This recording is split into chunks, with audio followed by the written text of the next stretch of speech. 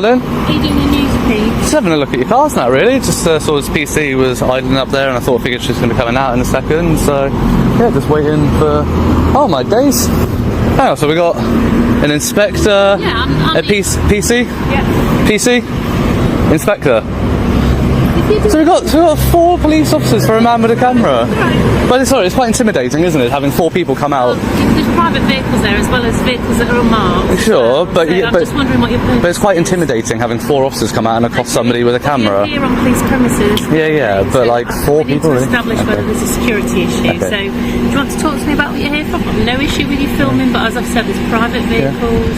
Yeah, it's not my intention to get those. If they're in the background of a shot, they're in the background of a shot. But I'm not here to. I'm not doing a news piece. Do you want an interview? I'll talk to you if you'd like to have an interview.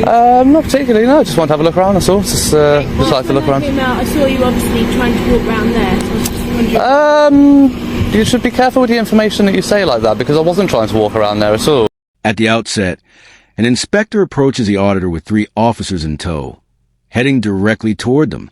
She opens by saying filming isn't a problem, then quickly pivots, gesturing to privately owned cars in the lot and raising concerns about privacy. A second officer follows up by alleging the auditor tried to access the restricted parking area. That remark goes beyond a neutral observation and reads as a specific claim. While nothing in the moment appears unlawful by itself, the exchange could shape the impression that the auditor intended to cross a boundary, giving the officers a stated reason to intervene and creating immediate suspicion. I was stood there for a good 4 minutes watching you in your vehicle, and I saw the sign saying no unauthorised access. So don't tell me that I was trying to walk places where I wasn't. Be careful with things like that. Have you got the footage that you need? I'm not sure yet, to be honest. Okay, but I'd like you to leave, because as I've said, there are private vehicles there. But you've got some footage. You've got enough. There's nothing. Well, I mean, to be fair, the footage that I was getting was actually interrupted by the PC stopping and coming out. But so I'll probably wait around to see if any more vehicles come in or out, see if I can get one on blue lights. You shouldn't do that, because as I've said, there's private cars coming in and out. Officers don't want you recording them coming and going from duty, because that presents a potential security risk. Well, they shouldn't drive to work then, really, should they? If they're that concerned. You have no business to film the private areas that are off limit to the public. I have every business to film anything that's visible from a public area. But my point is, you shouldn't be going up there, which is what you've done. I haven't gone past the signage where your signage is. It doesn't say the signage. The signage is the signage here saying that I can't go further than this, or is the signage there saying I can't go further than there? She repeatedly stresses private vehicles, as if that phrase limits recording in a public space. The cars are plainly visible from an open vantage point, and filming what can be seen from there is generally lawful. By returning to that point, she may be implying the auditor is near a restricted area, priming the ground for her next step. She then states, "You've got enough footage," which is not a legal standard, but her personal cutoff. Immediately afterward, she advances her colleague's account and warns the auditor not to proceed. She has not personally observed a boundary crossing or checked the posted signs. She is repeating an unverified claim with confidence. The auditor, who says he knows the layout, responds calmly that the restricted zone begins well ahead. He maintains he has stayed outside that line and that the relevant rules support his position.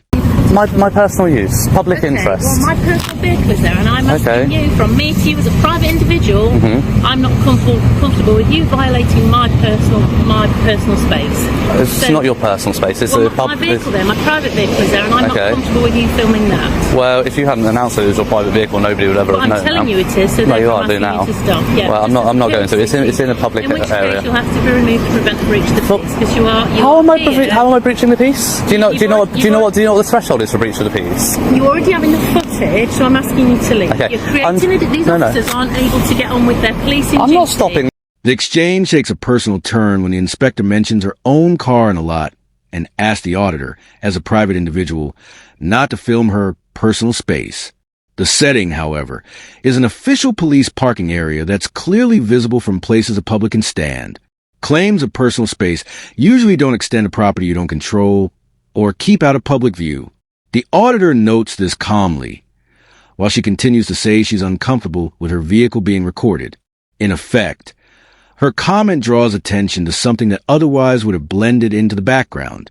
She then warns that he could be removed to prevent a breach of the peace. Yet that power is typically aimed at situations with an immediate risk of disorder or violence, not at stopping lawful filming simply because it makes someone uneasy.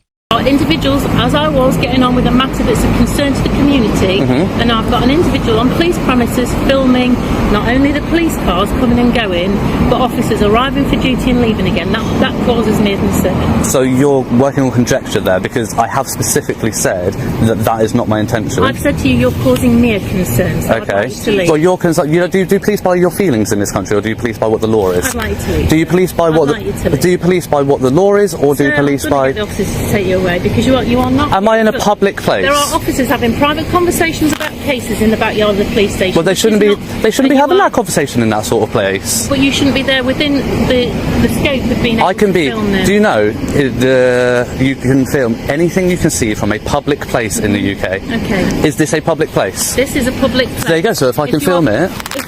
Let me put it a different way. If you stand at the end of my driveway at home, which Sure. is a public place, repairable at public expense, Sure. and you film into my window, is that acceptable?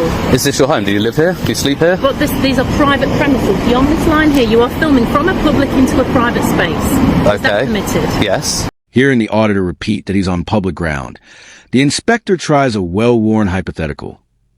What if you stood at the end of my driveway and filmed through my window?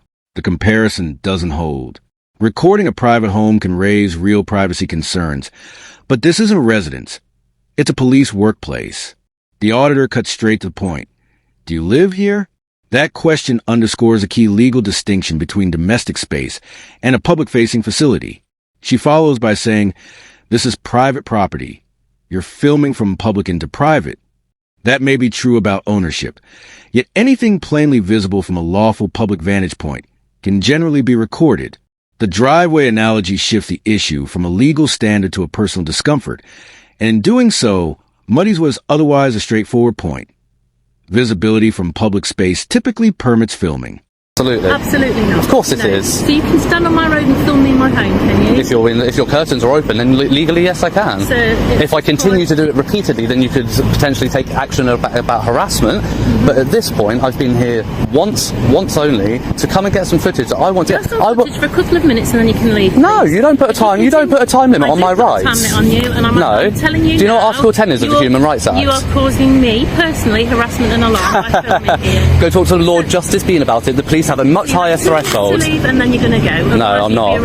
I'm not. Arrest me? Yes, You're going to arrest me. You'll be hearing from my absolutely. solicitors and you'll be having a civil suit on your hands. Okay, Arrest me for what? What are you going to arrest me for? You are causing a nuisance. What are you going to arrest me for?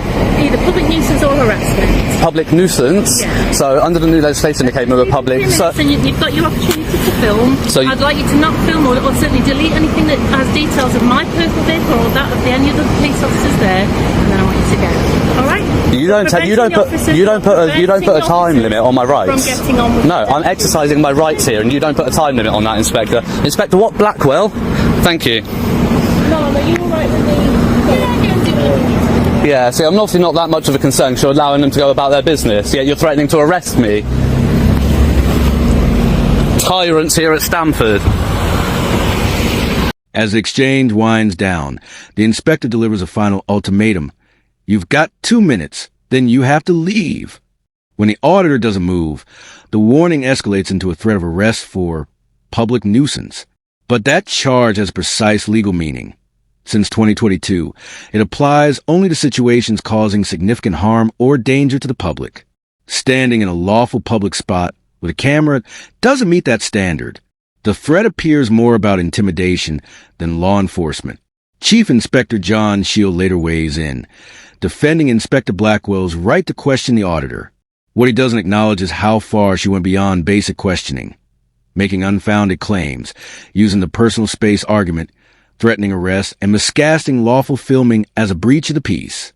He concedes the auditor wasn't always on police property, but suggests that filming nearby might cause concern.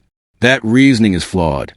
Feeling uneasy isn't a lawful ground for action without genuine suspicion of wrongdoing. Shield doesn't address this gap and maintains that Blackwell's conduct wasn't unprofessional. But professionalism means applying the law correctly, avoiding unsupported threats, and separating personal discomfort from official authority. On those measures, her actions fell short. Even with video evidence showing the missteps, Shield stands by her. It's a revealing moment. An internal review that appears to protect the officer rather than the public. The footage speaks for itself.